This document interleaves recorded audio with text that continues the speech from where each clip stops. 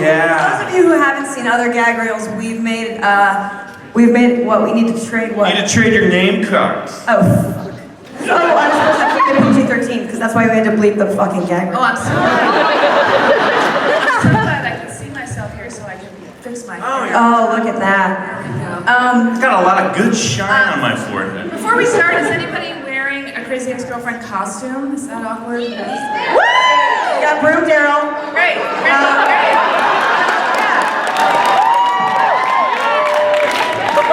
Cactus. Cactus! Wow! This is incredible. Oh my god, you guys are great. Yes, thank you for coming to the live show and spending your money. I appreciate that. Great. Okay, guys, how's it been going today? How was that yacht, Rachel? It's really intense. You do a lot of press today. Guys, I took over the CW Crazy Ex-Girlfriend Instagram today, and I had a lot of relatable posts about being on a yacht. Because that's what you want from your brand influencers, to talk about the very relatable things like being on yachts. Wasn't this about comic books? What happened? It used to be. No longer. What I was going to say was the other gag reels that we've done, we have made it a point to have a very specific narrative arc for our assistant prop master, Manuel Baca, every gag reel. So for those of you in the audience who was like, what's happening with Manuel this gag reel? Well, that's what happened. Who is that random man? Okay, guys, so I have some questions for you. Great. Let's get to it. Great. So, we kind of wanted to peel back the curtain a little bit and talk about a little bit what goes on the other side of the TV screen backstage. Are we going to talk about your drinking? Oh boy. Michael, that's why we're here. We're not actually doing a crazy experiment. Thank you all for joining me. Michael, this is every person who's done the show. You can get really wasted on it though if you can drink a lot of it. So the CXG, as we like to call it, the writer's room is located next door to the soundstage, but actors don't usually go over there a lot because you guys decide what happens to our characters, and generally speaking, writers are much smarter than us. So can you tell us what goes on in there? Well, our writer's room is got a big square table in it, and after 2 seasons they convinced me to buy them new chairs because they hated the chairs, which were from my dining room. But I thought they were pretty. So now we have like real comfortable, aerated chairs. This seems like a dumb detail, but the chairs are everything in writers' rooms, and when they were uncomfortable, the writers were insufferable. And also food is important. I mean, one of the great things about our show, which I don't know if people know or might be interested in, is that our writer's room, our stages, and our post facilities are all on one lot. And what's great about that is there's the ability for us to run around to all the departments and for all the creative stuff to be really synthesized. And so it's really great to be able to just pop in and see what's going on set. And we have just so you know, we have an open door policy in the writer's room. Really? And that building, you're always welcome to come and eat our snacks and sit on the couch. Oh, thanks. It's a really cool room. I've been by there to record music. Right. And the writer's room is basically organized, just a general overview of how we organize the season is every episode there's kind of a grid of episodes, and every episode has kind of the log line of what's happening in it, the theme of the episode, the songs that we're considering, and then what we've been doing lately is like little icons next to the episodes that might be especially either expensive or ones that might be cheap, ones that we can save money on, which doesn't end up being any episodes. But one thing that's interesting, it's interesting for actors, but it's also interesting for fans, is that there is a real relationship between the writers and the actors, especially on our show, and we do a lot of socializing. When we first started the show, I had worked on shows where there was a real divide between the writer's room and the actors, and so we hosted a party at my house. We have a lot, and then once that got started, it's a very social group, and the writers and the actors know each other very well. And what's great about that is somebody will say, oh, hey, I talked to Michael and he knows how to do this, or Pete's learning the ukulele, so we have an opportunity to kind of build the show in conversation with the cast. What was one of your favorite special skills that you guys brought in on the show from one of the cast members? Oh, I know. I think we're probably going to say the same thing, which is Vinny has 3 different black belts in That's karate, hoping. and he will show you. If you ever meet Vinny and you're like, show me a karate move, he'll be like, what, this? And then he'll do like a backflip and like break your back.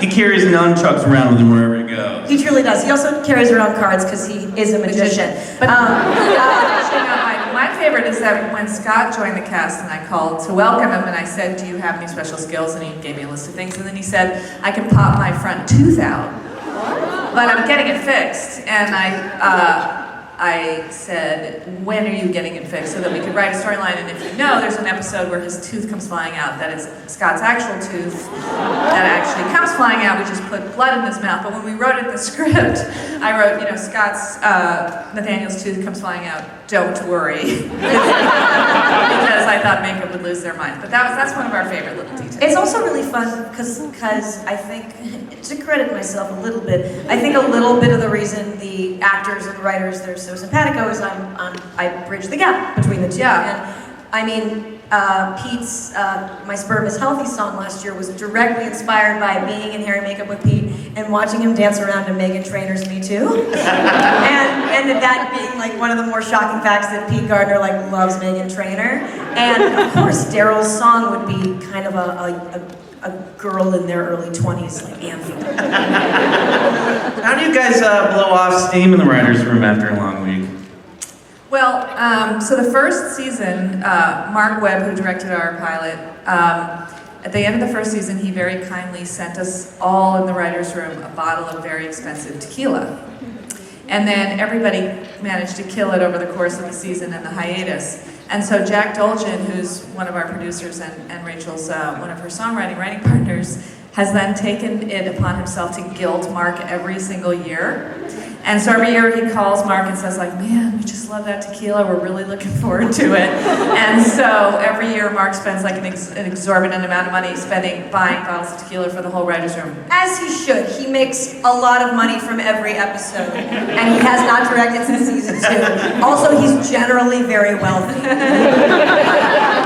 When wealthy people don't spend their wealth on alcohol for other people. He's got Spider-Man money. Oh wait, he's got that sweet Spider-Man.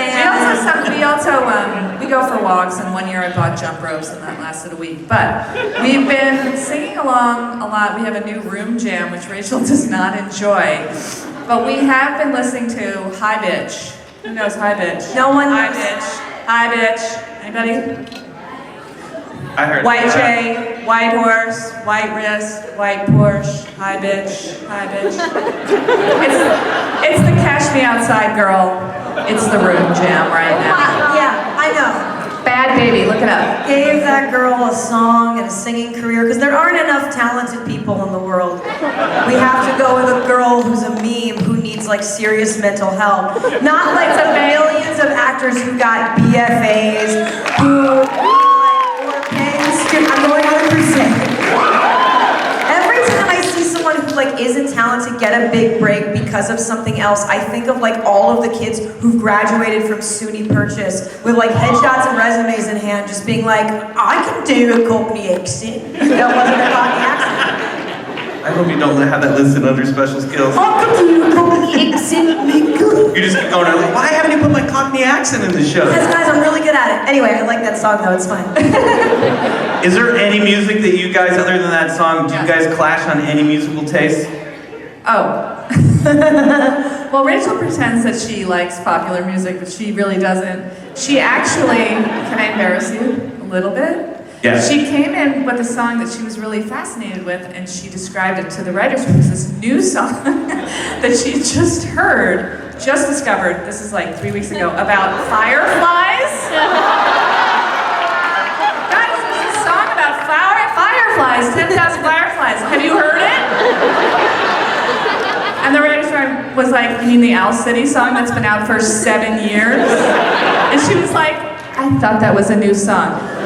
But Rachel's command of musical theater is truly prodigious. And when I wrap my mind around a genre, I can do it. It's just, what do I listen to in my spare time? And the answer is? You know what it is. Gypsy. It's summertime. And a lot of 60s because I like a lot of 60s. This is good. Thanks, Dad. To you, that like 60s music came out last year. Have you heard of this upstart Roy Orbison? Also, when Rachel gets an idea for a song in the writer's room, she goes, so I have an idea for a song. I think the genre is musical theater. And then everyone bursts out laughing because about 80% of those songs end up being pop or rock or something else, but they always come to her brain as musical theater. I love it. All right, I want to ask you guys a little bit about the new season. Great. All right. Are you guys excited for season 4? Oh my God, you guys went with a cliffhanger. Right. So this is the final season, and that implies the finale. And I know. Self-imposed. We weren't canceled, it's self-imposed. I mean, I didn't have any say in it, but... You absolutely not. If we're up to you, we would go 15 seasons. I have 2 dogs to feed. Now, you've said in the past, I believe, that you know how the show is going to end, and I know you cannot tell us the ending, but has that approach, as you approach the end, has that ending stayed the same in your minds? Yeah, the very end, the last scene has always been the same. And sometimes when you say we haven't planned out, people think it's like, well, so did you know that Tim was going to sing a song about orgasms?